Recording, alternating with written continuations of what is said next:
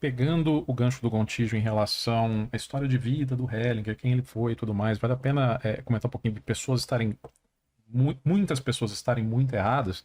Ele foi parte do exército nazista na sua juventude, antes de virar um sacerdote, por exemplo. Então, dá para estar muito errado numa quantidade muito grande de Qual alemão pessoas. que não foi naquela idade, naquela época? Não, deixa eu falar. Vocês falaram bastante. Agora é a nossa vez. Mas vão anotando, vão anotando.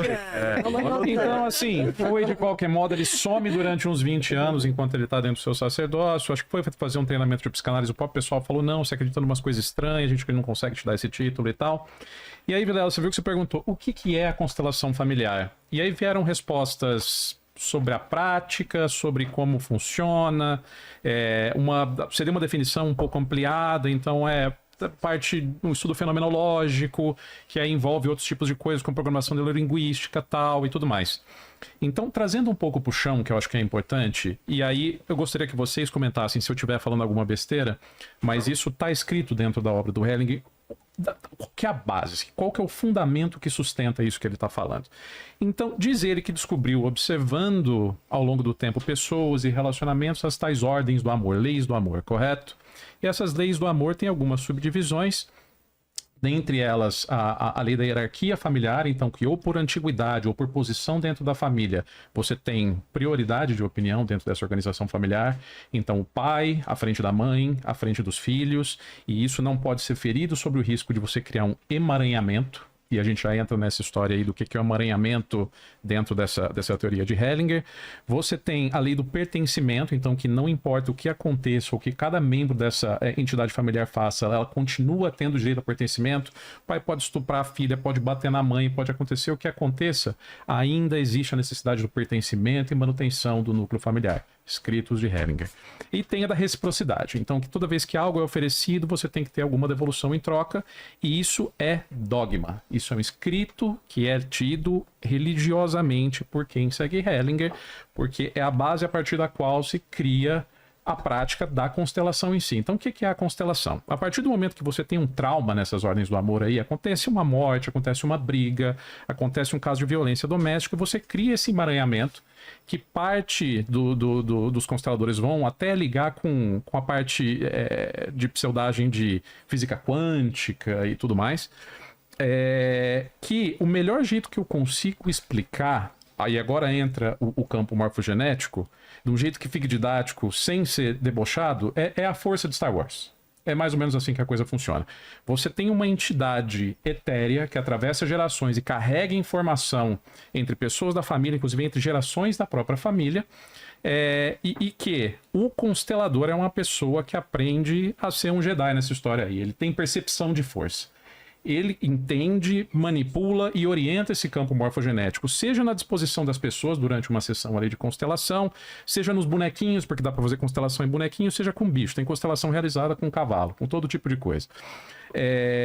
Então, a partir do momento que você nota um emaranhamento ali, então o que o Mestre Yoda chamaria de um distúrbio na força, você vai lá e ganha superpoderes para conseguir, a partir da conversa, aí entra a parte do amor, aí entra a parte, é uma terapia que a gente senta e conversa e dialoga, mas a base é escrito de um cara que, sem comprovação empírica, factual, científica de fato alguma, propôs esses princípios e a partir do distúrbio desses princípios o constelador é a pessoa que tem essa autonomia para ter esse faro extrasensorial, esse faro esotérico e conseguir ajudar a resolver esse problema e trazer a harmonia de volta. Então é constelação no sentido de que são várias estrelas dentro de um grupo mesmo e ele vai lá e retira o que tem de probleminhas que estão dentro dessa coisa para fazer com que a constelação volte a ser funcional. A partir dessa base, nada pode ser construído. Então, se a gente está falando de algo que depende de fé nesses princípios, tudo que surgir a partir daí não tem plausibilidade científica. Então, é o caso com homeopatia, por exemplo, que a gente sempre fala. Homeopatia, sempre se fala que precisa ter mais estudos, a gente precisa entender um pouco melhor como é que funciona. Homeopatia não tem plausibilidade científica. O pessoal está recorrendo para a memória da água para justificar a homeopatia. Curioso que a água lembra só o princípio que eles falam que funciona. Não lembra que ela foi água de banho da Cleópatra lá no passado, por exemplo. Memória muito seletiva da água, seletivíssima.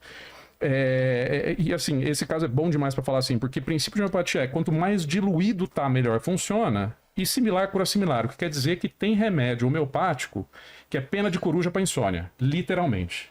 Pedaço do muro de Berlim para tratar a ansiedade de separação. Isso está no órgão, está dentro do livro geral. Então a gente é contra práticas integrativas e complementares de modo geral. Isso está dentro do SUS. A gente gasta dinheiro público com crenoterapia, apiterapia, dança circular, homeopatia, constelação familiar, embora seja pequeno dentro do SUS, 28 mil tratamentos dentro do SUS é irrisório. O problema maior de constelação familiar do Brasil é dentro do judiciário. Então a gente vai discutir, é uma prática do amor, é uma prática que prega fazer coisas muito legais, funciona, tá. Todas as evidências que a gente tem, e olha, evidências de que funciona, são o que a gente chama de evidências anedóticas. São casos pontuais, relatos pessoais, experiências pessoais, entrevistas. Então a gente está sendo chamado de dogmático, de materialista, de reducionista e tudo mais. Não existe ferramenta melhor para a investigação da realidade e meios para a gente garantir que a gente está cumprindo os princípios do direito administrativo, de bom uso, de probo uso do dinheiro público, do que a gente testar essas coisas e garantir que elas funcionem. Garantir que todo o dinheiro do contribuinte está indo para coisas que é melhor colocado que a gente colocar em algo que tenha fundo esotérico, que não funcione. Mais para frente eu quero falar um pouquinho mais dessa parte do direito, porque no Brasil isso é um pouco mais sério. Foi o Sam Storch que trouxe isso, trouxe as constelações familiares, transformou em direito sistêmico aqui localmente, como uma prática que se disseminou inicialmente dentro do judiciário, mas aí foi tomando conta da OAB, como a gente comentou. Então, na OAB, a gente, se eu não me engano, você comentou, Dani, eram 130 mais ou menos comissões de OAB de direito sistêmico, hoje em dia são umas 50 mais ou menos. Isso, houve a catalogação da entrada de atividade no primeiro triênio de até 130 e agora nesse novo triênio, porque quando troca a eleição da OAB de triênio das presidências, tudo precisa ser renovado, atualmente estão em 50. Em 50. Na última pesquisa que eu fiz, o Brasil tem, em qualquer nível que se olhe, federal, estadual, municipal, 0 comissões de ciência dentro da OAB, 0. Tem uma que, salvo engano, existia em Santos, que existiu durante um tempo e deixou de existir, mas muito me surpreende que seja tão fácil, isso a gente discute bastante dentro do IQC, fazer com que coisas que não se sustentem no foro adequado, então o foro adequado de debate desse tipo de coisa é a academia. A gente tem que discutir ideias científicas dentro da academia.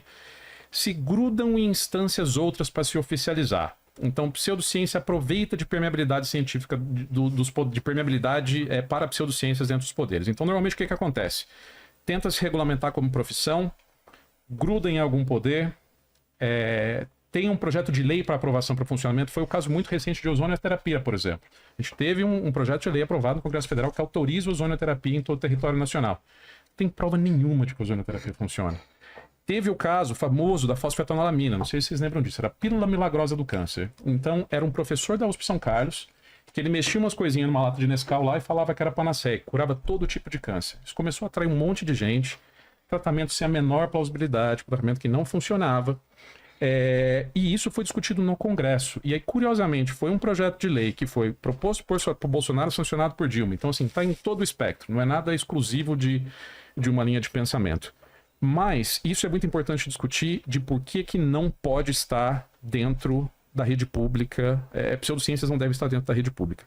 É mau uso de dinheiro público e no caso específico das constelações, a partir dessa definição que a gente estava comentando, nada pode vicejar a partir de uma base que é tão frágil, ela é tão incapaz de permitir que a gente consiga construir práticas a partir de falta de embasamento mínimo para ser uma técnica considerada plausível. E não é só isso. Comparar a constelação com sangria, eu acho que é o mesmo desrespeito, Daniel, que eu vejo, por exemplo, nesse certo deboche que é feito não só com relação a Bert Hellinger, É ridículo isso, dizer que Bert Hellinger era nazista, porque ele fez parte do exército nazista.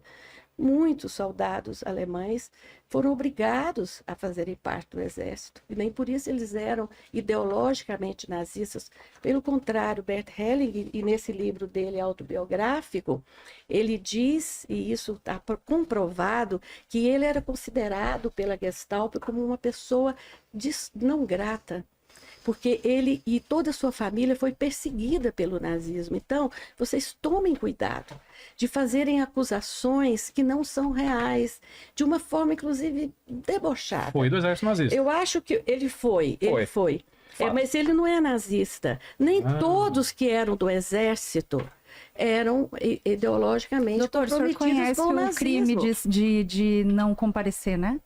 O doutor conhece. Eu só falei que ele foi do exército nazista, não fiz nenhum. Pois E é. engraçado que de Não, todos os mas comentários que eu foi do fiz, exército o nazista único que não está é sendo ser contestado é esse. Não, de tudo que eu todos falei da base da Não, constelação. todos os seus comentários, eles são contestados, todos. Por exemplo, não é verdade, em hipótese alguma, que a constelação e que Bert Hellinger traga uma visão de que numa situação de violência, aliás, eu vou dizer, eu trabalho muito com a questão do trauma e da violência, muito.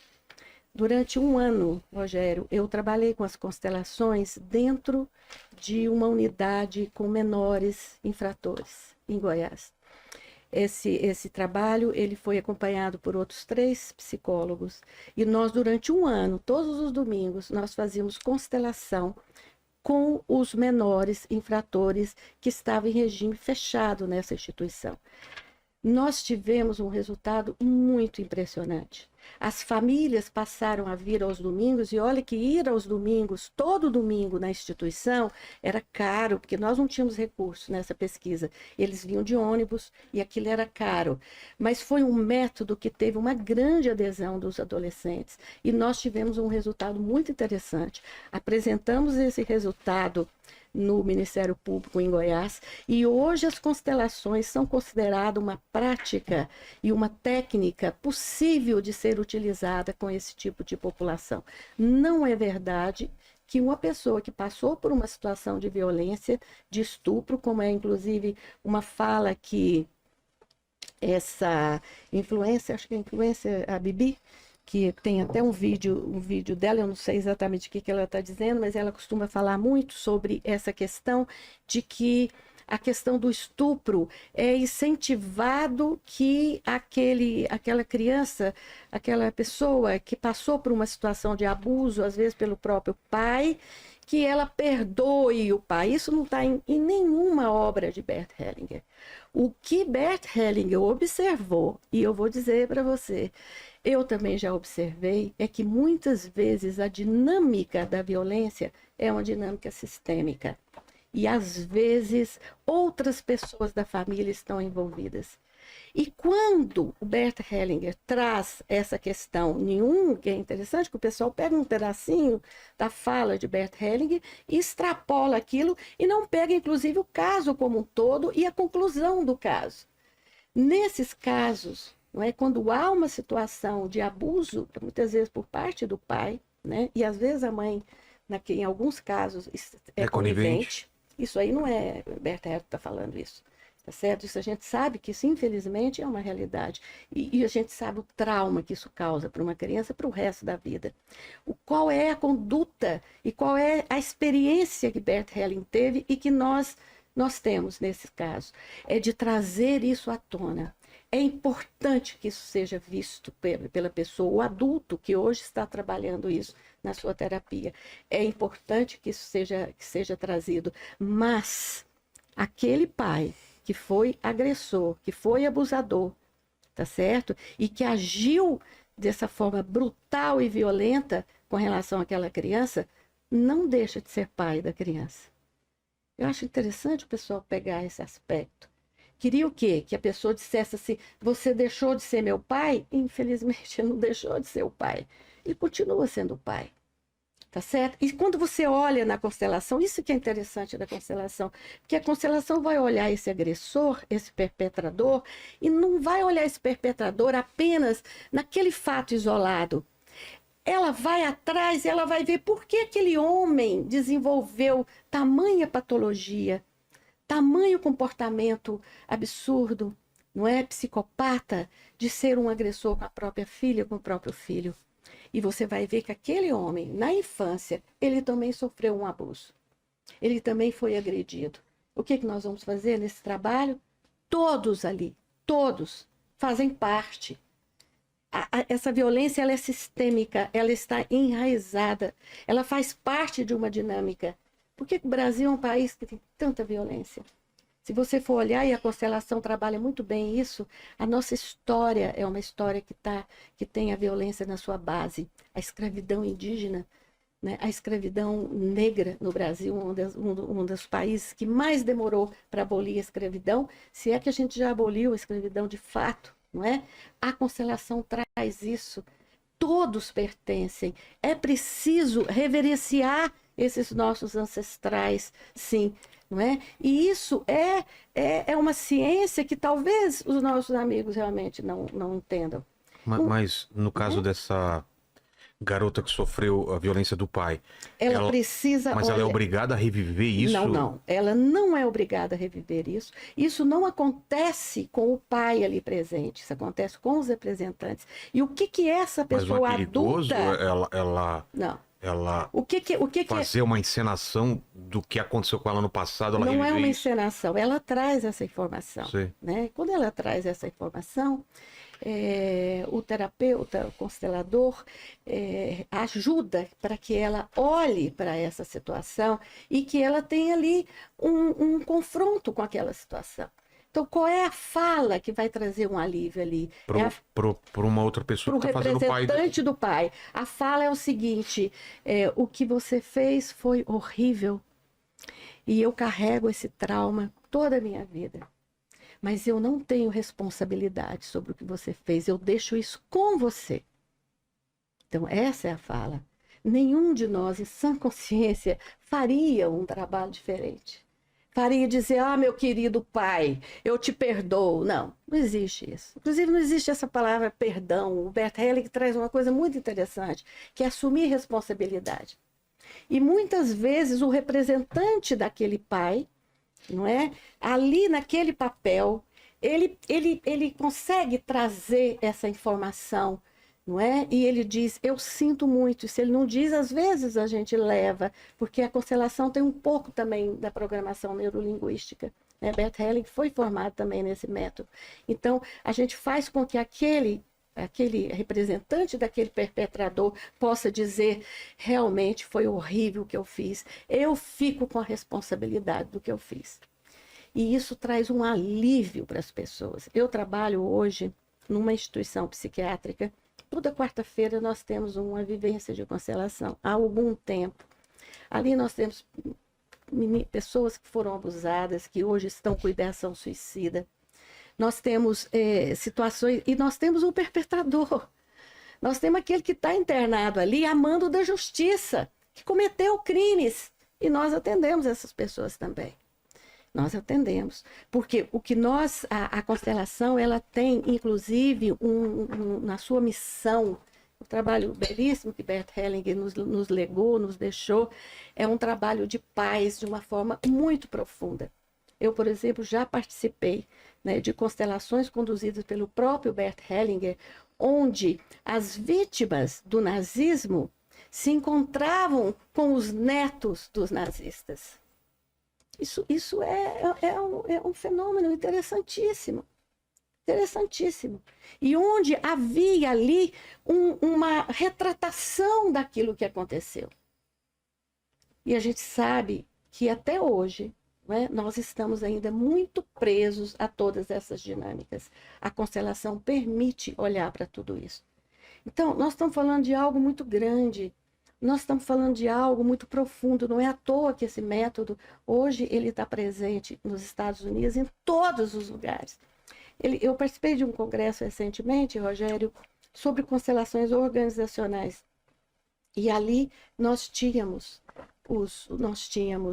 uma delegação da Rússia, uma delegação da China, do Japão, dos Estados Unidos. Uma das empresas que trabalham com as constelações na Alemanha hoje é a Siemens. Trabalhos científicos sendo relatados de toda essa experiência. Portanto, nós estamos vivendo um novo paradigma. É realmente algo que perturba mesmo. Quem não está aberto a isso, quem está estreito, quem está com a visão ali, focada, e que fica lendo os livros, pegando um pedacinho para poder criticar, vai ter muita dificuldade de compreender isso aí. E nós também não esperamos que isso vá acontecer. Eu acho que não vai acontecer. Os colegas vão continuar achando que eles são os donos da verdade e que nós somos pseudociência, que espiritualidade é pseudociência, que homeopatia é pseudociência, que medicina chinesa, que tem 5.000 anos, é pseudociência. Eu acho que tem um pouco de arrogância nisso aí.